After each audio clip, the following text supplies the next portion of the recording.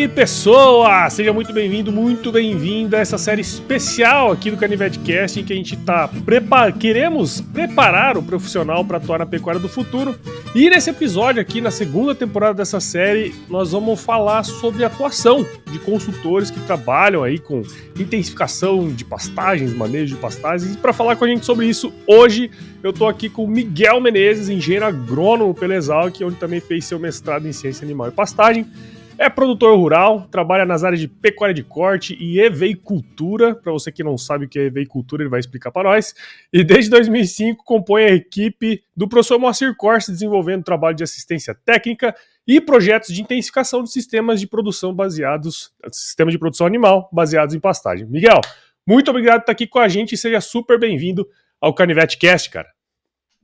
Bom dia, Paulo. Como é que você está? Tudo bem? Eu que agradeço a oportunidade de estar representando a nossa equipe e espero que possa ser útil aí nesse bate-papo.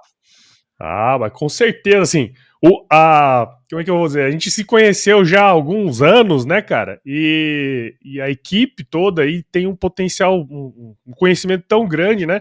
Que dissemina muito esse conhecimento, né? Especialmente quando se fala do professor Moacir Corse, todo mundo conhece, né? E é muito legal saber que tem uma equipe por trás ali também fazendo todo esse trabalho, né, cara? Sim, a gente tenta dar o suporte para ele aí, porque a demanda é grande, né? Então, eu e mais o Marco Antônio Penati, o Miguel Chiota e o Arlindo Pacheco trabalhamos aí no background, dando um suporte para ele. É verdade, cara. Tem que, como é que fala? Tem que dar uma escalada no conhecimento do professor, né, cara? Ele é o eterno mestre, viu? A gente fica, já tem vários anos trabalhando com ele. Muitas vezes a gente fala, ó, agora a gente já aprendeu tudo e ele sempre tira uma coisa nova da cartola que nos deixa pensando por algumas semanas depois como é que ele notou aquilo, como é que ele deu aquela solução, né? Então ele está eternamente nos surpreendendo e isso é bom demais, né? Nos mantém atentos e nos autodesafiando, né? Que temos que chegar o mais próximo possível do mestre. Igual não chega, né? Mas tentar chegar o mais próximo possível. É isso aí, cara, é isso aí. E, ô Miguel, antes da gente começar aqui a falar do tema propriamente dito, né, cara, que a gente veio conversar aqui hoje, queria saber um pouquinho da sua história aí pra gente, cara. Conta pra nós. Bom, eu sou natural de São José, Mirassol. Eu nasci em Mirassol, mas fui criado em São José do Rio Preto, né, ali do lado. Atualmente Mirassol está até mais famoso que Rio Preto, que tem um time na Série B do Série Brasileirão B? agora, então tá com mais ibope que Rio Preto. E eu sou de uma família de produtores rurais, né? Então tenho já um vínculo, um convívio com o campo desde a infância, e acompanhando meu pai, que também é engenheiro agrônomo, desde cedo já sabia que caminho que eu queria traçar profissionalmente, já muito cedo já decidi por agronomia, tive a felicidade de fazer Exalc, e não só pela qualidade da instituição, mas eu acho que um dos grandes diferenciais da escola é o networking que a gente cria, né? A gente conhece muita gente, tem gente espalhada pelo Brasil todo e aquilo se torna uma grande irmandade, né? E eu acho que isso ajuda demais a gente desenvolver também nosso desenvolvimento pessoal, de relacionamento, morar em república e tudo mais. Aí quando eu estava na graduação, comecei a fazer estágio com professora, a minha geração foi quem fundou o projeto Capim, que existe até hoje lá na escola, né? E aí, terminando a graduação, o professor convidou eu e mais dois do nosso ano a fazer mestrado, aí um não quis ficar para pós-graduação, eu e o Roberto acabamos ficando e fomos até colega de mestrado também. Legal, cara. E é interessante, né? Assim, eu pude participar de um processo seletivo do Capim, né? E é legal, cara, porque assim, ali na Exalc tem muito disso, né, Miguel? De você colocar o aluno numa situação em que, teoricamente, ele vai encontrar fora, né? Que é uma coisa muito difícil a gente encontrar em outras universidades. Existem também, mas ali na Exalc a gente preza muito por isso, né? De ser colocado frente aos desafios até antes de sair da Exalc, né? Sim, e eu acho que a nossa geração foi até muito privilegiada por causa nessa situação, porque quando nós estávamos na graduação, foi criado um projeto temático sobre irrigação de pastagens, era um tema que os produtores eles estavam na frente da academia e a academia quis correr atrás do prejuízo para gerar informação para o produtor, né? Então, foi um projeto multidepartamental, gerou diversas teses de doutorado, dissertações de mestrado, e nós, molecada recém-entrada na faculdade, mão de obra barata lá trabalhando para a turma, mas era um grupo espetacular e eles se dedicavam muito na nossa formação, né? E eles desafiavam a gente bastante o tempo todo. O Marco Antônio Penati, a Patrícia Menezes, o Marco Balsalobre, o Geraldo Marta, entre outros, né? O Daniel Pagotto também fazia parte desse grupo. E eles faziam sempre reuniões e sempre desafiavam a gente, mandavam trabalhos, e uma das premissas deles era justamente essa: só sabe mandar quem sabe fazer. Então, para a gente poder passar uma orientação técnica ou para poder gerir um sistema de produção pecuária, se a gente não souber executar uma atividade, rapidinho a pessoa que está na outra ponta sabe, ó, esse daí só sabe teoria, não sabe prática, né? Então a gente tem que saber como executa as atividades até para ter autoridade para passar uma recomendação depois, né? E Sim, nisso a sim. Exalc ela é realmente diferenciada. É verdade, cara. E, ô Miguel, uma coisa também interessante aí, pô, você trabalha com consultoria já há alguns anos, né? Além de ter vindo de família de produtores, ser produtor rural hoje também, trabalhar com pecuária de corte, né, cara? Mas uma coisa é você aplicar os conhecimentos ali na sua fazenda, né, no seu universo, e outra coisa, imagino que seja você trazer o conhecimento para aplicar nos diferentes perfis de produtores que existem, não só aí no estado de São Paulo, mas pô, no Brasil inteiro, né? Muitos perfis diferentes, cara. Do ponto de vista técnico aí, como que vocês fazem o trabalho, como que vocês desenvolvem o trabalho nas fazendas? Então, na verdade, até uma coisa que ao longo do tempo ela vai se sedimentando é o perfil do produtor que a gente acaba atendendo, né? No começo, tem muitos produtores que nos procuram, eu quero melhorar, até dando um passo atrás, né? Outro dia eu estava conversando com o Daniel Pagotto e ele falou uma coisa que é interessante, né? Tem produtor que não sabe, e tem produtor que não sabe, né?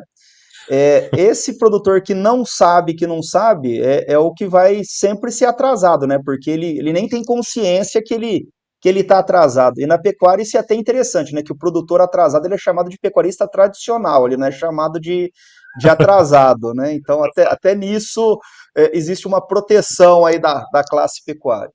E normalmente o produtor que a gente acaba atendendo é aquele que sabe que não sabe, né? Então ele já percebeu uma deficiência dentro da propriedade e falou: eu preciso melhorar aquilo.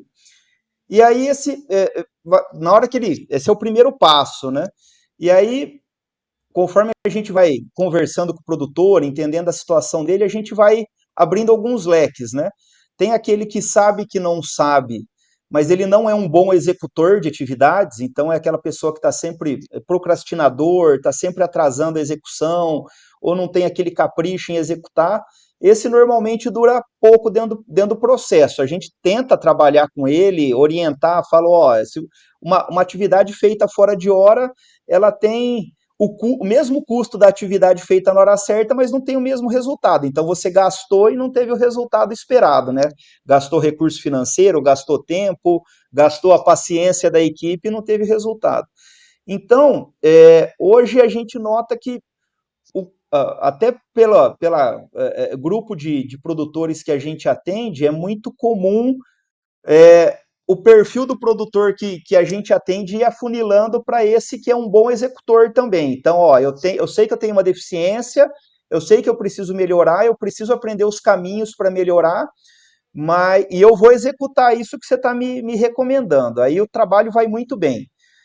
Tem alguns que começam meio devagar e depois o negócio vai melhorando, isso é bom, a gente vai conscientizando, e é muito importante conscientizar a equipe, porque 90% do sucesso do negócio é a fé que a equipe tem dentro da fazenda também, que aquele processo vai dar certo. Porque se ele não executa as atividades com convicção, ele sempre vai fazer, entre aspas, meia boca a sua atividade dentro da propriedade e a culpa é da equipe técnica e não da atividade que não foi desenvolvida bem feita. Então, quando a equipe ela tem convicção daquele trabalho que está sendo desenvolvido, ajuda demais. Então a gente tem que sempre conversar muito com a equipe, explicar. A gente costuma até sempre dizer que o que a equipe vai ver quando a gente começar a intensificar o processo é o que eles viram a vida toda, só que num ritmo mais rápido, que demorava 10 dias para acontecer, vai acontecer em 2, daqui a pouco vai acontecer em 2 horas, em 1 hora. Outro dia eu estava conversando com o professor Moacir e ele comentou comigo que na propriedade dele ele estava mudando os animais de piquete 3 vezes por dia.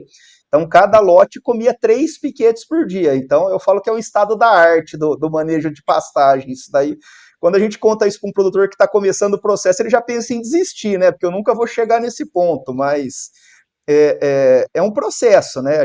Tanto que, como o negócio, 90% do nosso trabalho envolve treinamento, né? A gente fala que fazer um projeto de pastejo rotacionado é tranquilo, fazer uma recomendação de adubação, o pasto ser adubado também não tem desafios tão grandes, o pulo do gato está em colher essa pastagem de maneira eficiente, né? Isso envolve treinamento. Então, a gente tem que começar devagar, né? Ninguém sai do engatinhar para o correr de repente, né? Primeiro você tem que engatinhar, depois andar, depois você sai correndo, né?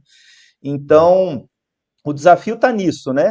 E lançando desafios para os produtores e para a equipe de um tamanho que eles são capazes de absorver aquele desafio, né? Ou de corresponder àquele desafio.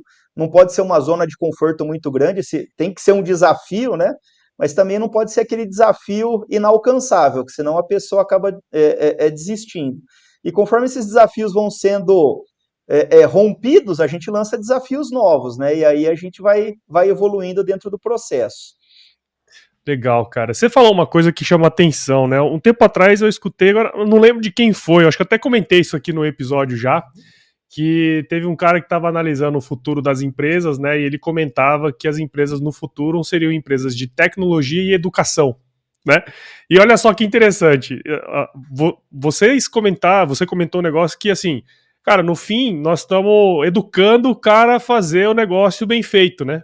E, cara, educação não é uma coisa que acontece da noite pro dia. Você tem que conversar, ensinar, o cara vai errar, você vai ensinar, até o cara começar a tentar entender o que ele tá fazendo ali, né? Mas é um negócio que leva tempo, né, cara? Não é um negócio simples, trivial, né, meu? Sim, até o professor brinca que muitas vezes é como educar um filho esse trabalho, né? Porque o filho você tem que passar a mesma orientação repetidas vezes, inúmeras vezes, e ele vai continuar te desafiando ou fazendo errado até a hora que ele aprende aquele conceito e desenvolve o processo, né? Na fazenda é a mesma coisa. Aí a gente tem que, às vezes, tentar encontrar alguns atalhos, né? Ah, e quais seriam esses atalhos? Boa parte dos projetos que a gente desenvolve são projetos coletivos, né? O que eu quero dizer com coletivos? A gente vai numa região e atende diversos produtores naquela região, então a gente cria um núcleo, né? Então, lá no Pará a gente tem um núcleo hoje com 9 produtores, provavelmente vão entrar mais 3 agora. Lá no Mato Grosso a gente tem um núcleo com 10 produtores. Aqui em São Paulo a gente tem uma parceria com cooperativas, então a gente atende 30 produtores cooperados de uma mesma cooperativa.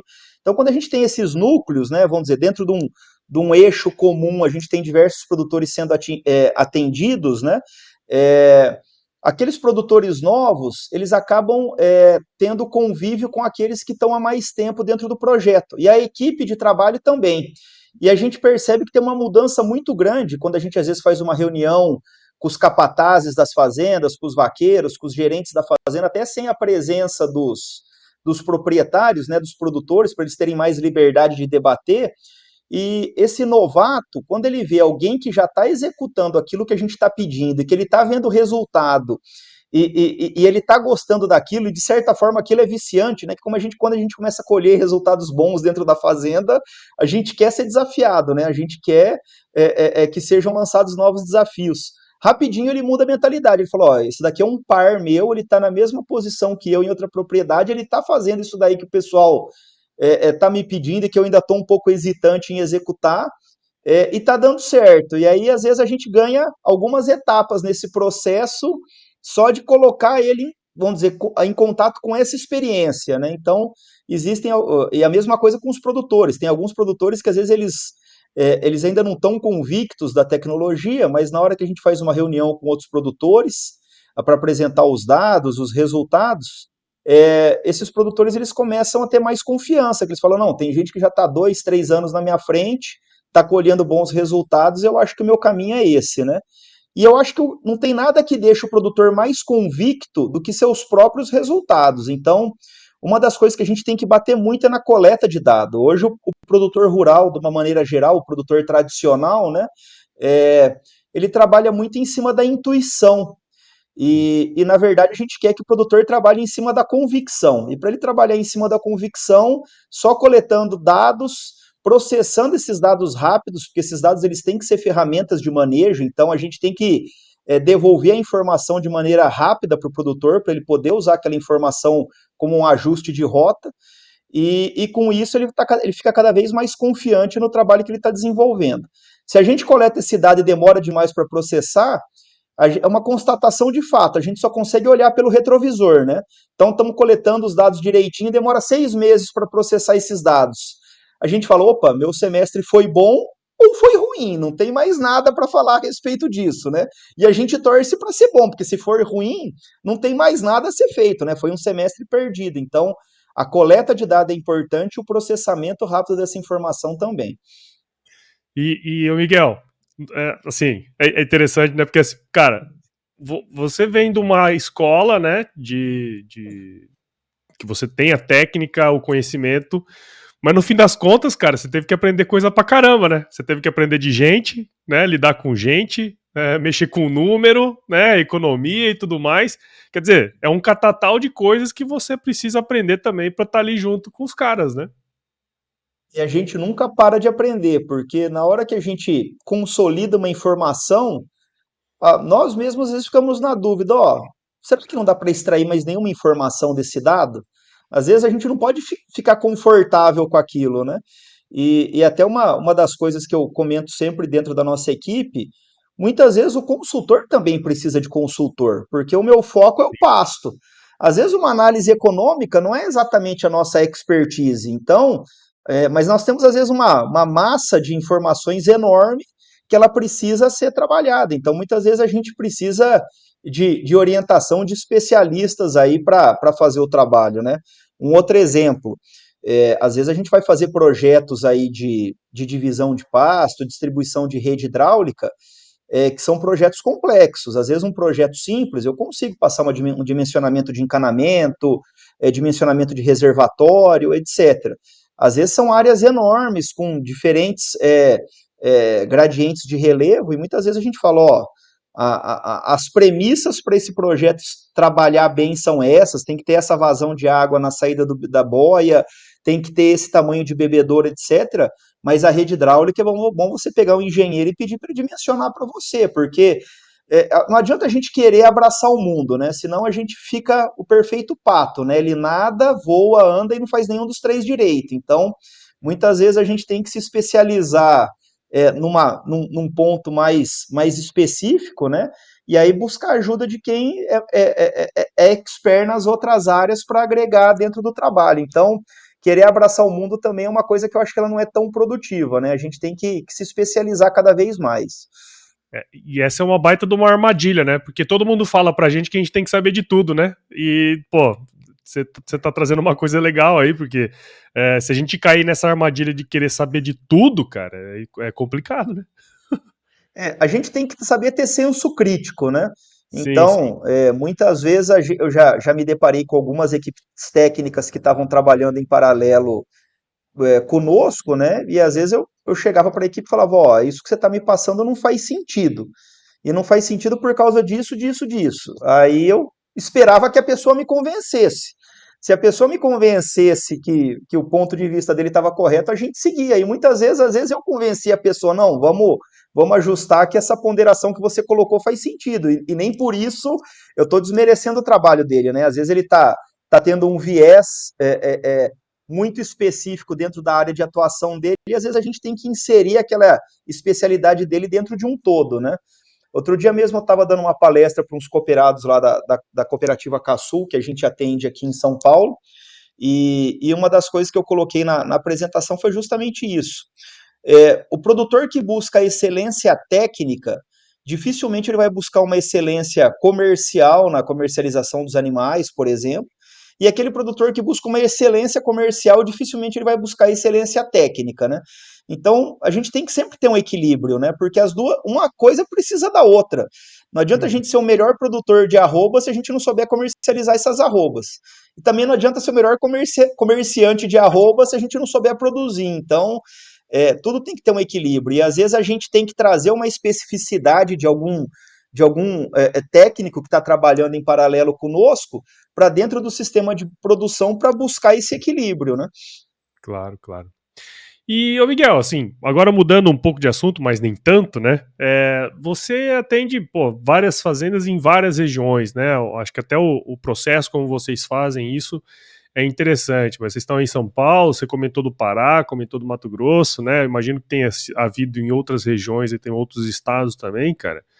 Conta pra gente como é que é um pouco da rotina, da sua rotina como profissional, porque assim, você tem que saber muita coisa, né? Igual você comentou aí agora, tem que estar rodando, tem que estar antenado com as mudanças que estão acontecendo na ciência também, porque no fim das contas vocês estão totalmente envolvidos nessa educação do produtor, né, cara?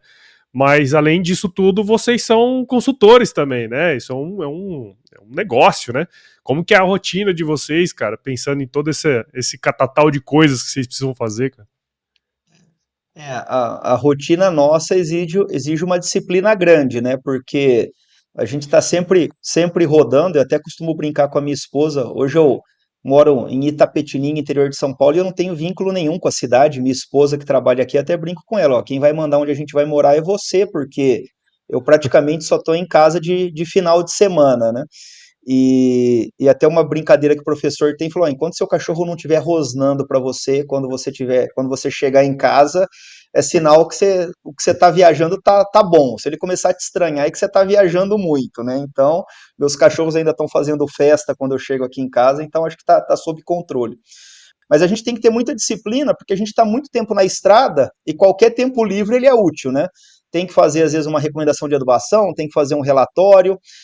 Às vezes você está numa viagem, fazendo uma entrega de uma visita que você fez na semana anterior, e de repente você chegou na fazenda que você vai ter que trabalhar e você desliga aquilo e foca na fazenda que você está trabalhando. Então, você tem que ter uma concentração grande e tentar aproveitar o máximo possível o tempo vago que você tem disponível, até para poder, às vezes nos finais de semana, que é o pouco tempo aí que você tem com a família, poder desfrutar da família, que senão a família reclama também, né? Então a gente tem que também ter esse equilíbrio. Mais uma vez é o equilíbrio, né? Não pode focar só no trabalho, tem que dedicar um tempo bom para a família também. Mas é interessante, quando a gente começa um trabalho aí de intensificação, os problemas enfrentados pelos produtores, na grande maioria, eles são muito comuns. Lógico, Hum. cada fazenda tem a sua especificidade, cada produtor tem o seu perfil, cada equipe tem o seu perfil. Às vezes você vai apresentar soluções distintas para cada fazenda, mas o objetivo que você quer alcançar com essas soluções distintas é basicamente o mesmo, né? E como normalmente a gente começa com esse treinamento, né? A gente quer começar numa área pequena para servir de escola mesmo, né? Porque uma das coisas que a gente entende, não adianta a gente ficar andando na fazenda de maneira aleatória, que pode ser que a gente tropece no problema na nossa frente, aí a gente vai ser útil para o produtor, e pode ser que o problema esteja muito bem escondido, a gente não tropeça nesse problema e sai da fazenda sem apresentar solução nenhuma para o produtor, né? E quando a gente desenvolve essa escola, né, normalmente a gente chama ela de área piloto, a gente começa a introduzir os conceitos que a gente entende ser os seus conceitos adequados, né, para o desenvolvimento da pecuária, para o aumento da produtividade. E conforme a equipe ela vai sendo treinada, ela vai criando um senso crítico de comparar aquilo que está sendo desenvolvido na área piloto nas demais áreas da fazenda.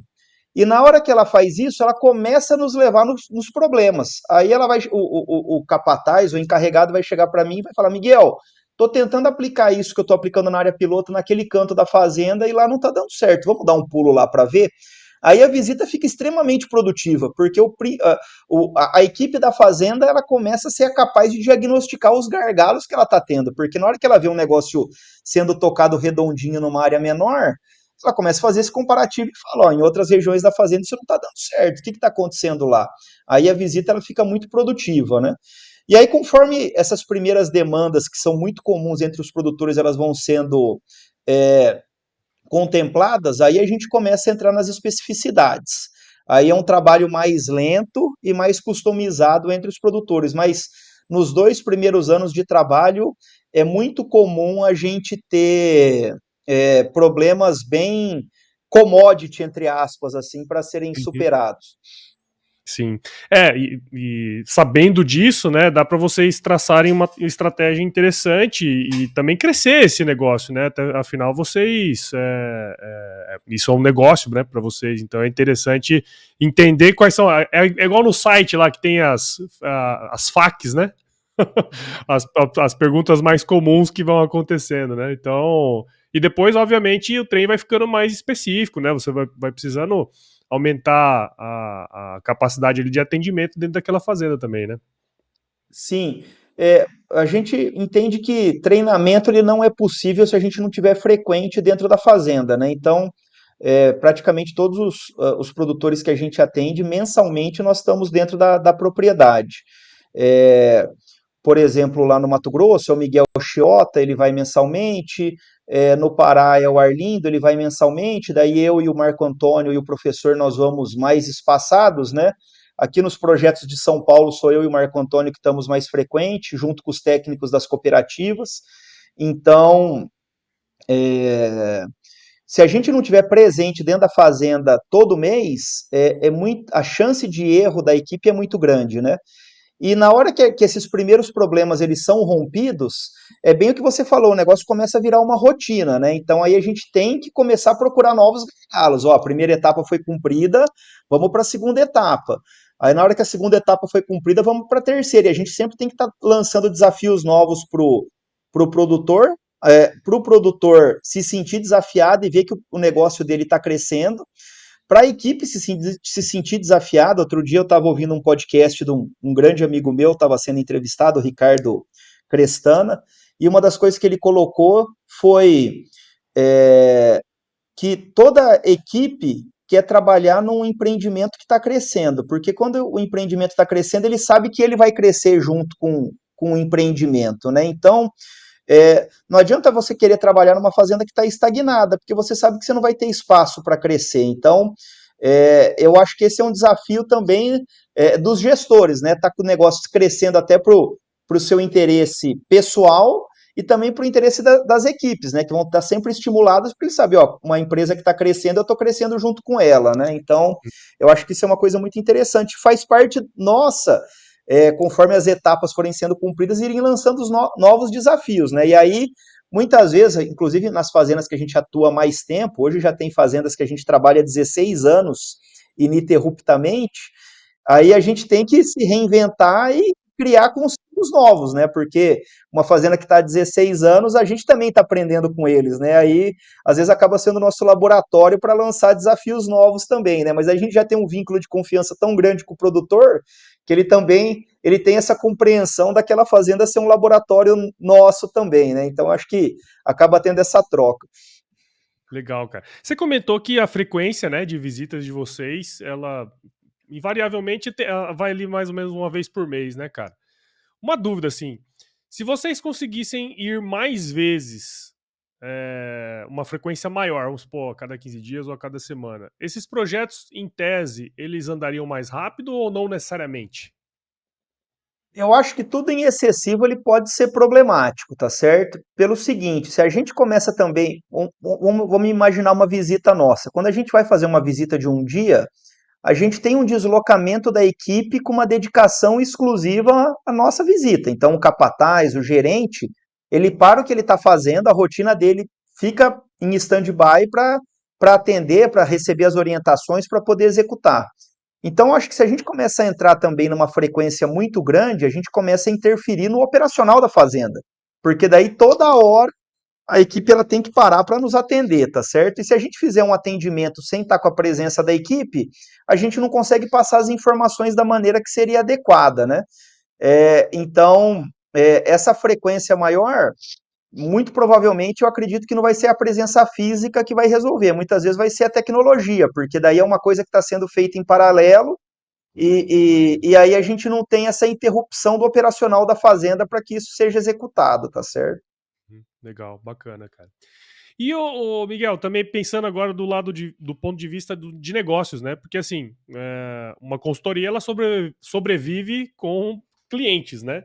E eu queria entender um Uhum. pouquinho, cara, como que vocês estruturaram para atender essa quantidade grande de clientes, sempre com o mesmo nível, né? Porque é importante que seja sempre o mesmo nível de atendimento, de qualidade, vamos dizer assim. E como que vocês estão estruturados para trazer novos clientes também? Porque assim, às vezes me dá a impressão de que a gente. é, esses caras estão escondidos, né? Como que vocês se estruturam para isso, cara? A- É, é até interessante isso, né? A nossa equipe ela tem um perfil quase que de uma família, né? A gente tem um relacionamento pessoal muito bom e muitas vezes a gente até confunde lazer com profissional, porque eu acho que eu posso falar por todos, né? A gente se diverte trabalhando, eu acho que a gente nem percebe que está trabalhando, sabe? E acaba virando até o nosso entretenimento. Eu acho que quando a gente está nesse nível, eu acho que as coisas naturalmente elas vão acontecendo, né? Então, até uma vez eu vi uma reportagem, já é bem antiga, eu nem vou lembrar qual que foi a fonte, mas eles acompanharam os profissionais recém-formados, acho que por 10 anos, e aí alguns dividiram em dois grupos, aqueles que foram seguir carreira do que eles achavam que eles tinham afinidade profissional, e outros que seguiram carreira buscando atividades que tinham uma boa remuneração, né? E 10 anos depois, aqueles que seguiram o que eles gostavam estavam muito melhores do que aqueles que estavam buscando ganhar dinheiro já na primeira etapa, né? Então, é, até profissionalmente, eu acho que talvez esse seja até um dos grandes desafios nossos, porque talvez a gente poderia ser um pouco mais bem estruturado pensando em crescimento e às vezes a gente até é, é, é, é, acaba muitas vezes não conseguindo atender a demanda de clientes que existe. Hoje eu te falo que a gente tem mais produtores que nos procuram do que a gente tem tempo disponível, né? E como o nosso trabalho ele é muito intenso, né? Mensalmente a gente está na propriedade, a gente tem uma demanda de tempo grande, então a gente dedica muito tempo com cada produtor, né? Então hoje o crescimento nosso ele está intimamente ligado à contratação de novos profissionais. E a gente também entende que um profissional, para ele conseguir atender um produtor dentro do protocolo que a gente costuma atender, a gente entende que é de 12 a 14 meses que ele tem que nos acompanhar todo santo mês para entender. Primeiro que ele tem que ter uma formação acadêmica boa, né? E depois ele tem que nos acompanhar 12, 14 meses para falar, ó, agora a gente pode soltar esse daí sozinho no campo que ele não vai se apertar, né? Então, eu acho que hoje um dos grandes desafios é a gente ou conseguir treinar, conseguir pessoas qualificadas para serem treinadas, treinar essas equipes numa velocidade maior, que talvez esse seja o segundo desafio, e eu tenho uma convicção grande que muito provavelmente parte do que hoje as equipes fazem, a tecnologia vai acabar substituindo, né? Eu acho que com esse advento aí da inteligência artificial, nós vamos ter uma mudança disruptiva aí das relações interpessoais, relações profissionais.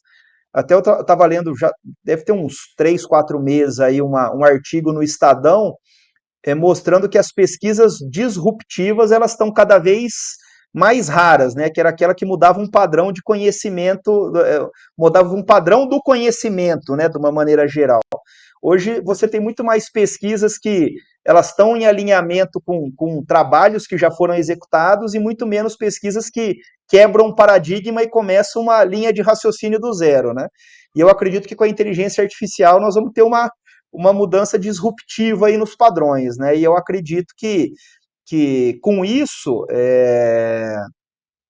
a gente vai, vamos dizer, talvez alguns gargalos que nós temos hoje possivelmente vão ser resolvidos, né? E muito provavelmente surgirão outros gargalos, né? Que na hora que a gente for Ó, começar a aprender a trabalhar também com essas novas tecnologias, a gente vai ter que se reinventar e aprender tudo de novo, né? legal. E até interessante, né? Recentemente o Henry Kissinger fez uma entrevista para The Economist, uma entrevista enorme. Também no Estadão veio um resumo dessa entrevista, e a pessoa com 100 anos de idade, uma das coisas que ele mais destacou na entrevista, em alguns momentos ele fala repetidamente, é sobre a inteligência artificial. Ele fala que isso daí vai mudar o mundo, né? E é uma das mentes mais brilhantes aí do nosso século, especialmente em se tratando de diplomacia, né? De relações interpessoais, né? Legal, cara. E é muito louco isso, né? Porque assim, o tempo que leva para você treinar uma pessoa, né? Nos casos ótimos, você treina em 12 meses, mas nos casos que não são ótimos, às vezes você demora 2, 3 anos, né, cara? Eu, por exemplo, demoraria uns 2, 3 anos para fazer isso, né? Então, é um custo muito grande, né, cara? Que muitas vezes. Porque assim, nem pensando do lado econômico, né? Mas pensando do lado que você poderia ajudar mais produtores a alcançar bons resultados e você às vezes não tem braço para conseguir atingir, né, cara? Sim, é isso mesmo. E aí a gente tem que buscar sempre a excelência do trabalho, a gente tem que entregar qualidade, a gente não tem que pensar em quantidade. Então, muitas vezes, às vezes, a gente abre um pouco mão dessa escala de trabalho para entregar qualidade para o produtor. E até o professor ele é muito enfático nisso, né? Ele fala, ó, o nosso nível de comprometimento com o produtor ele está intimamente relacionado com a porcentagem de ações que o produtor executa seguindo nossas orientações. Então, se você tem um produtor que a gente passa um monte de orientação e ele não segue nada, a gente não tem comprometimento nenhum com o resultado dele, porque a gente passou A, ele executou B, não tem como a gente se comprometer com o resultado. Agora, aquele produtor que a gente passa uma orientação A e ele executa a orientação A gente tem um comprometimento muito grande. Então, a gente tem que estar disponível para esse produtor. Apesar da gente ir uma vez por mês só nas propriedades, as equipes, os produtores, eles estão em intenso contato conosco. Existem propriedades que toda mudança de pasto, a equipe manda um vídeo num grupo de WhatsApp. Ó, esse é o pasto que o gado está saindo, esse é o pasto que o gado está entrando. E se a equipe da fazenda está tendo esse esforço de nos dar essa satisfação, o mínimo que a gente pode fazer é assistir aquele vídeo e dar um feedback para ele. Ou se a equipe está mandando para a gente uma planilha de chuva, o mínimo que a gente tem que fazer é processar essa informação e dar um retorno. Ó, você ainda está numa condição boa de adubação, não está mais, vamos parar controle de plantas daninhas, vamos continuar e assim por diante, né? Então, é, é, muitas vezes, para não ter esse perigo de não ter braço, às vezes a gente breca. E às vezes tem muitos produtores que às vezes aguardam a gente 6 meses, um ano para ser atendido, justamente porque a gente não tem braço e a gente não quer abrir mão da qualidade, porque não adianta nada a gente entrar numa fazenda e não conseguir depois atender esse produtor de maneira adequada, né? E o professor ele sempre fala uma coisa, e eu concordo muito com ele, nós não podemos ser o limitante do produtor. O produtor ele não pode parar o processo dele por falta de informação nossa. Então, se ele passou uma demanda para a gente tem que ser rápido em responder essa demanda. Se a gente começa a demorar em responder essa demanda ou não responder essa demanda, nós estamos sendo o elo limitante do desenvolvimento do sistema de produção e a gente não pode ser. Então, a gente tem que trabalhar com qualidade, né? E a gente Sim. sempre que eu vou numas propriedades com essa turma mais nova, eu até brinco com a equipe da fazenda, falo, ó, o Miguel ou o Arlindo me falaram que eles estão sem trabalho nenhum, que da meia-noite às 6 da manhã eles estão sem nada para fazer, então vocês começam a dar serviço para ele, né? Então, o professor brincava muito com a gente com isso, e eu passo adiante isso daí, e é verdade, não tem dia, não tem hora, manda mensagem à noite, manda de dia, às vezes por respeito ao produtor que a gente está atendendo, às vezes a gente não responde a mensagem na hora que é enviada, mas à noite a gente pega aquela lista, dá o retorno para o produtor e tem que trabalhar com essa qualidade. A gente às vezes abre mão de atender novos produtores para conseguir fazer um atendimento bem feito. Sim, cara, sim. Até na engenharia de produção tem aquele triângulo, né? Que é o tempo, qualidade e volume, né? Você nunca vai ter os Sim, três. Você sempre vai ter Sim, dois no máximo, né? E assim, é é, uma escolha, né, cara? E no fim da. Não, e é interessante isso, porque no fim das contas, é uma escolha da empresa, do sim, consultor, no caso, né? Então, é, se você faz aquela escolha, você tem que seguir ela, né? Então, se a gente vai pelo caminho da qualidade, nunca nós vamos conseguir ter volume, né?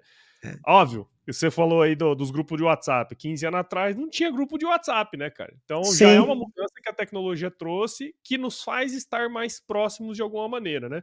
Mas óbvio, vão ter sim. várias coisas que vão surgir que vão quebrar paradigmas, né? É.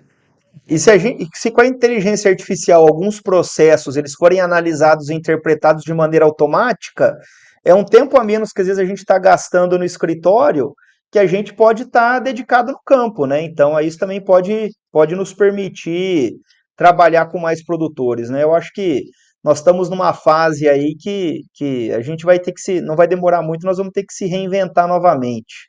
Não vai É. ter jeito. E aquela visita também, muitas vezes, ela pode ser. Eu não digo que não é produtiva hoje, mas de repente ela poderia ser mais, né? Aquela questão de você Sim, otimizar o seu tempo ali dentro, né, cara? é isso mesmo. E uma coisa que o professor, ele sempre, eu sempre fiquei muito encabulado com ele, que ele tem um senso de observação que é anormal. Eu não conheço uma pessoa que tem o senso de observação que ele tem. E eu sempre fiquei encabulado com aquilo e eu sempre tentei me desafiar a ter um senso de informação grande, de observação grande. É, e isso faz muita diferença, porque como a gente tem um tempo limitado dentro da propriedade, a gente tem que entrar lá e prestar atenção em tudo, né? Tem que prestar atenção em tudo. Uma vez eu cheguei com o professor num produtor de leite que a gente atende ali na região de Rancharia, e aí ele viu as vacas entrando no piquete, ele falou, oh, essa vaca aqui ela produz mais que aquela, não produz? Ele falou pro produtor, o produtor falou, não, ela produz mesmo. Falei, ah, então tá certo. E ele não falou mais nada, e eu fiquei com aquele negócio na cabeça, né? Isso foi tipo terça-feira, a gente ia ficar a semana toda lá. Aí lá pra quinta-feira eu perdi a vergonha. Eu falei, professor, como é que o senhor sabia que uma vaca produzia mais que a outra, né?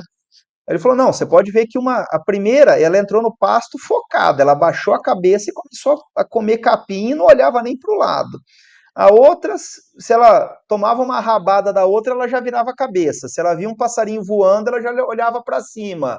Se fazia um barulho, ela já parava de comer e olhava. Então ela não estava focada em se alimentar. Então a produção de leite dela vai ser menor mesmo. Não tem jeito, né? Então só uma pessoa com esse tanto de experiência começa a tirar esses detalhes do processo, né?